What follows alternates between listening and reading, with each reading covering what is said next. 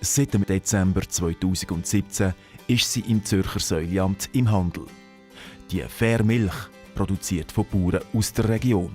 Bei den Kunden ist sehr gut angekommen. Sie sagen, die Milch ist ein bisschen anders im Geschmack, sie sind rahmiger. Das liegt daran, dass die Milch so in den Handel kommt, wie sie den Bauernhof verlässt. In der Molkerei wird sie einfach noch haltbar gemacht. Rund 40 Milchbauern haben sich zur Genossenschaft die Fair Milch zusammengeschlossen. Und das mit einem Ziel.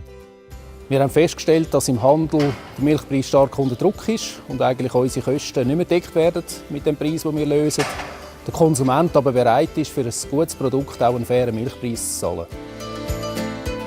Die Fair Milch, die übrigens in vielen Regionen von Europa angeboten wird, hat zum Ziel, dass die Bauern aus der Milchproduktion wieder ein angemessenes Einkommen erwirtschaften können. Dank der fairen Milch Säuliamt kommen wir auf einen kostendeckenden Milchpreis für die Milch, die über diesen Kanal abgesetzt werden kann. Neben dem, dass die Milch regional produziert und verkauft wird, setzen alle Bauern, die die Fairmilch produzieren, grosse Aufmerksamkeit aufs Tierwohl.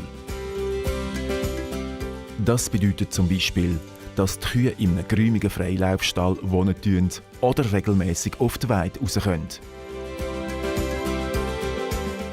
Die Milch wird im Säuliamt angeboten. Die offizielle Webseite informiert über alle aktuellen Verkaufsstellen.